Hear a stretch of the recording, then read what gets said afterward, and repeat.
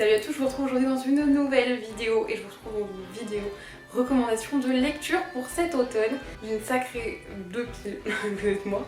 Donc on va commencer sans plus tarder et on va commencer avec ma lecture en cours qui est la 5e vague de Rick Yancey. Je peux d'ores et déjà vous le recommander puisqu'en fait il s'agit d'une relecture, je l'ai lu il y a genre peut-être 7-8 ans et je suis en train de le relire pour pouvoir relire ensuite le 2e tome et potentiellement lire enfin le 3e tome. Et donc ici dans cette saga on va se retrouver en fait avec des extraterrestres qui vont envahir la planète.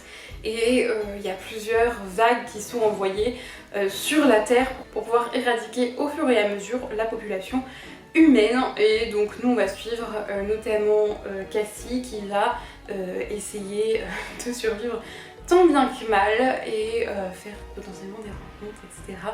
Bref, moi j'aime beaucoup.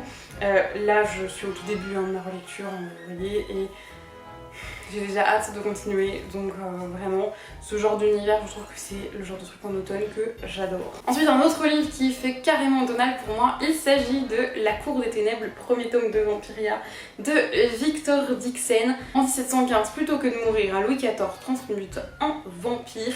Et nous on va suivre Jeanne, qui est une roturière qui en fait va voir sa famille se faire massacrer puisqu'ils font partie de la fronde et qui va donc prendre la place d'une noble pour rentrer à Versailles et potentiellement devenir écuyère du roi pour venger sa famille.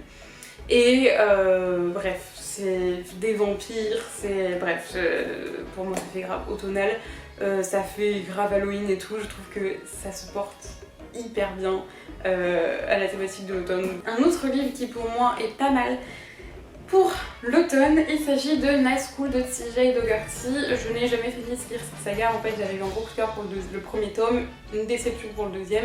J'ai le 3e tome aussi à lire, je ne l'ai jamais lu, ça fait pareil 7-8 ans que j'ai lu le premier tome, donc il faudrait que je relise le premier, mais ça se passe dans une école en fait. On va suivre nous Ali qui va faire encore une énième bêtise et qui va être envoyé dans un pensionnat un peu particulier puisqu'il y a une genre de night school, un genre de club qui a lieu la nuit avec des mystères et tout ça. Et donc l'histoire avec des mystères, tout ça, ça fait un peu automne, Halloween, frisson, tu vois. Et en même temps, il y a l'école et en septembre c'est la reprise de l'école. Sorry si ça fâche certains. Mais en tout cas voilà, je trouve que ça s'y prête plutôt bien, même la couverture, les couleurs et tout, je trouve que ça le fait grave, donc ouais. Ensuite on a The Wicked Deep de Shea Earnshaw qui est publié chez Rajo. Je trouve ce livre d'une beauté absolument dingue. Il y a un nouveau livre de l'autrice qui vient de sortir chez Rajo, mais j'ai toujours pas lu le 2e livre de l'autrice qui était publié chez Rajo, donc il s'agirait peut-être de se bouger les fesses. Ici on va se retrouver dans la ville de Sparrow et chaque année il y a une genre de malédiction qui revient qui est la malédiction des Swan Sisters qui en fait étaient 3 sœurs qui ont été accusées de sorcellerie et qui ont été noyées. Et donc chaque année elles reviennent prendre possession des corps de 3 jeunes filles. Et donc il va s'en suivre tout un tas de meurtres, etc. Et bref, je trouve que c'est vraiment parfait pour cette saison. Ensuite nous avons Miss Peregrine et les enfants particuliers de Ransom Riggs. Ça date ça encore comme livre. J'ai lu les 3 premiers tomes seulement, j'avais commencé à lire le tome 4 mais je suis en train de me demander si je vais pas laisser de côté parce que j'en ai un peu marre. Je trouve que ça part un peu trop loin et un peu n'importe quoi cette saga et que ça devient un peu ennuyant. Bref, en tout cas, ici on va suivre Jacob qui, en fait, toute son enfance va entendre son grand-père lui raconter des histoires sur des enfants particuliers qui vivraient dans un orphelinat. Un jour, il va voir son grand-père se faire tuer par un monstre et là il va se dire ok, il y a un truc bizarre parce qu'il croyait plus trop aux histoires d'orphelinat, d'enfants avec des pouvoirs et tout parce que il grandissait.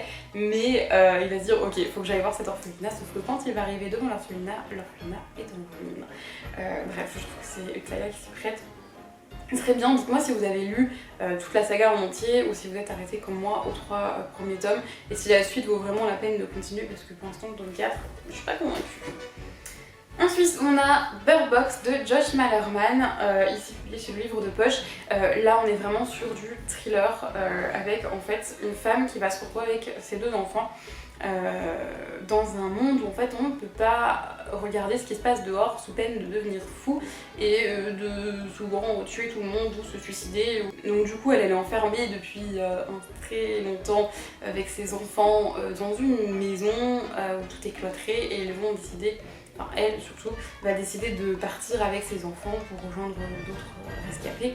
Et donc ils doivent en fait avoir les yeux bandés en permanence, donc c'est assez angoissant et oppressant. En même temps on a des genres de flashbacks, etc. Et on se demande vraiment ce que c'est. Et c'est hyper oppressant et tout, enfin bref, j'avais adoré ce thriller, j'en lis jamais, mais alors celui-ci j'avais beaucoup aimé donc je vous le recommande à 100%. Ensuite une petite fantaisie parce que je trouve que ça se prête totalement à cette saison. Il s'agit du Hobbit de J.R.R. Tolkien, rien de bien original, mais je trouve que toutes ces créatures et tout, moi ça m'emmène à fond dans l'automne.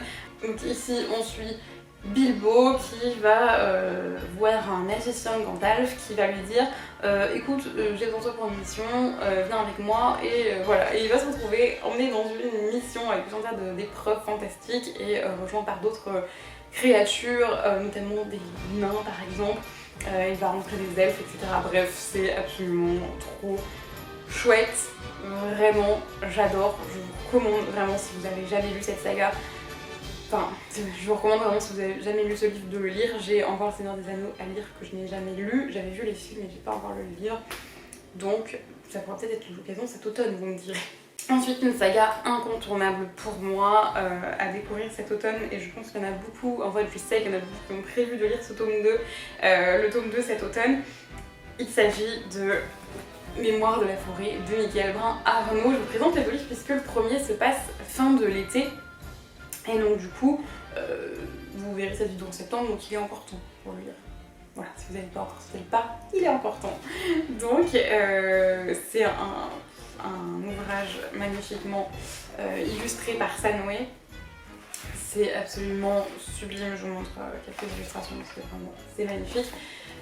Ici on suit en fait Archibald Renard qui tient une librairie et en fait dans cette librairie chaque ouvrage est imprimé à un seul exemplaire. Il y a Ferdinand Taupe qui arrive tout paniqué et qui lui demande où sont ses mémoires, sauf que ses mémoires elle les a rendues la veille à quelqu'un et il ne se souvient plus de qui. Et il va donc aider Ferdinand à retrouver cet ouvrage et donc ils vont passer à travers toute la forêt, rencontrer plein de personnages, etc. C'est juste fantastique. Et en fait, ils vont essayer de faire cette quête puisque Ferdinand est atteint de la maladie de l'oubli-tout, donc la maladie de l'Alzheimer, et c'est hyper touchant, c'est doux, c'est magnifique cette saga. Et du coup, le tome 2 se passe en automne, donc potentiellement vous pouvez enchaîner les 2 tomes parce que je peux vous garantir que vous aurez envie, après avoir lu le tome 2, le premier tome, de lire le tome 2 parce que c'est magnifique. Moi, je l'ai lu début mars parce que j'ai pas pu attendre, mais vraiment, c'est sublime, enfin, j'adore. Et vraiment, coup de cœur sur cette saga, coup de cœur monumental. Moi je le lirai le tome 3 en novembre. Ensuite, j'ai à vous recommander, si vous ne les avez pas encore lus, les Six of Crows de Leigh Bardugo qui viennent avec Grisha. Moi pour l'automne je vois plus Six of Crows, même si Grisha s'y porte complètement aussi. De toute façon le mieux c'est quand même de lire Grisha avant. Après si Grisha vous intéresse pas vous pouvez lire que Six of Crows, mais si les deux vous intéressent lisez Grisha avant parce que je trouve que ça permet quand même de beaucoup mieux comprendre Six of Crows et parce que sinon vous risquez d'être spoilé sur certaines choses. Donc je vous recommande de faire comme ça. Moi j'ai absolument adoré les deux. Donc je vous recommande à fond. Alors le tome 2 de Grisha est très long et un peu chiant, mais le tome 3 est sympa et le premier moi j'avais vraiment adoré et Six of Crows pareil j'ai adoré. Casebreaker s'il vous plaît, il neige, tout, bref les personnages sont absolument dinguissimes. Donc ça c'est une petite saga, si vous n'avez pas encore découvert ou je vous recommande de découvrir, il faut que je lise King of Scars pour le coup, mais vraiment cet univers j'adore. Et pour vous faire un rapide résumé, en fait on se retrouve dans un univers où les Grisha en fait ont des pouvoirs magiques. Il y a plusieurs catégories de Grisha selon leurs pouvoirs et ils sont un peu comment on dit ça, un peu rejetés par la population, etc. Bref, je vais pas vous faire un résumé. Ensuite, un livre un petit peu plus jeunesse, il s'agit de Fablehaven, le sanctuaire secret de Brandon Mull.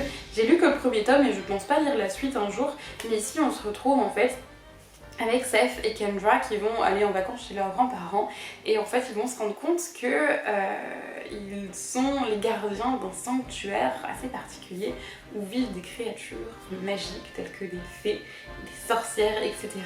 Et il va être un petit peu en danger ce sanctuaire et donc ils vont devoir essayer de le sauver. Bref, c'est une dinguerie, j'avais adoré. J'avais eu un peu peur, faudrait que je le relise, mais j'avais eu un peu peur quand je l'avais lu. C'est pour les enfants, mais j'avais flippé, mais j'ai lu il y a quand même quelques années, donc bon, ça va. Mais je sais pas du coup si je lirai un jour la suite, honnêtement, j'en suis pas convaincue. J'avais trouvé que ce tome-ci se suffisait lui-même, et voilà, bon. Donc après, en tout cas, si jamais ça tombe de découvrir, en plus, regardez-moi cette couverture. Ensuite, nous avons Sang d'écume de Magali Lefebvre. Celui-ci, ça pourrait faire un peu été puisque on se retrouve un peu sur la mer, etc. Mais moi je trouve que en l'ayant lu ça faisait vraiment un peu Halloween, tu vois. Et donc en fait on se retrouve à suivre Mélie, donc c'est un tout petit livre. On se retrouve à suivre Mélie qui en fait a perdu son père en mer et qui a failli y périr aussi. Et en fait depuis sa mère lui dit ne va pas en mer, ils te cherchent, ils veulent te retrouver, machin. On ne sait pas qui c'est il en fait. Et elle, le problème c'est qu'elle adore la mer et qu'elle fait partie de la marine, donc forcément elle est un peu tout le temps sur la mer. Et en fait se pose la question du coup dans ce livre de est-ce que la mer elle est folle, est-ce qu'il y a vraiment des créatures ou quelqu'un qui cherche Mélie, est-ce que bref il y a toute une atmosphère etc que je trouve très chouette et c'est un tout petit livre chez Le Chat Noir donc si jamais vous avez envie de le découvrir foncez parce que c'est très chouette. Et ensuite j'ai 3 petits graphiques à vous présenter. Le premier il s'agit de Petit Grimoire des légendes procéliantes de Xavier Husson publié chez Au bord des continents. Honnêtement je pense qu'il y en a pas mal de chez Au bord des continents qui s'y prêtent. Moi j'ai prévu de lire Merveilles et légendes de la mer, récit de Bretagne. Toujours de Xavier Husson avec ses vanillés en plus. Mais je trouve que ça s'y prête carrément, ça fait un peu grimoire de sorcière et tout, j'adore. C'est des ouvrages qui sont illustrés et qui sont hyper jolis. Moi je suis fan des légendes de Brocéliande donc évidemment j'adore ce petit ouvrage et je vous les recommande vraiment parce qu'ils sont sublimes et qui sont hyper chouettes à découvrir. Donc voilà. Ensuite nous avons le premier tome d'une saga un petit peu dans le style de Mémoire de la forêt sur cette idée de chaque tome égale une saison. Il s'agit de Une saison c'est les sorcières de Anaïs Goldenberg qui est publié chez Luminion. Il s'agit du coup ici du tome de l'automne qui est donc le premier tome. Donc c'est parfait et c'est encore une fois un livre tout illustré qui est absolument sublimissime et où vraiment je vous recommande de le découvrir parce que c'est tout mignon et ici en fait on va suivre 25 sorcières qui vivent dans une maison en plein milieu de la forêt avec le monstre gros Gragrou et dans ce tome-ci on découvre que les arbres sont malades et que leur forêt est peut-être un peu menacée etc. Enfin bref j'adore, je trouve ça magnifique. C'est très jeunesse, par contre il faut aimer le jeunesse parce que c'est très très jeunesse donc si vous n'aimez pas jeunesse, passez votre tour parce que vous n'allez pas apprécier je pense parce que c'est vraiment très très très jeunesse donc voilà, mais c'est hyper agréable de découvrir. Et le dernier il s'agit d'une BD et il s'agit de Mélusine, donc ici j'ai le premier tome Sortilège publié chez Depuis donc de Clark Gilson. C'est une très vieille saga que moi j'ai découvert quand j'étais en primaire, que j'ai commencé à lire en primaire. J'ai pas tous les tomes mais il faudrait que je continue à me procurer les tomes et j'aimerais bien m'en lire quelques-uns cet automne parce que vraiment j'adore cette saga, c'est vraiment une BD hyper chouette. Ensuite on va suivre Mélusine qui va trouver un emploi dans un manoir pour devenir femme de ménage. En fait Mélusine c'est la petite sorcière qu'on voit ici. Et elle va arriver dans un manoir qui en fait appartient à un vampire et à un fantôme et il y a vraiment plein de petites créatures etc. Et je trouve ça trop chouette, vraiment j'adore cette saga de BD donc je vous la recommande vraiment parce que c'est hyper chouette et si vous aimez bien les créatures un petit peu et tout, type sorcière, vampire, fantôme, tout ça, voilà c'est avec plein d'humour et tout donc c'est trop mignon. Bref, voilà pour mes recommandations de lecture pour cet automne, n'hésitez pas à m'en faire si vous en avez. Et voilà, j'espère que vous avez trouvé un petit peu d'inspiration dans cette vidéo. Et puis je vous laisse et je vous souhaite un bon automne puisque cette vidéo sortira le lendemain, je crois, du premier jour de l'automne. En tout cas, l'automne viendra tout juste de débuter. Donc je vous souhaite un très joli automne, plein de douceur et choses toutes cosy et toutes douces. Et à bientôt dans une prochaine vidéo. Bye!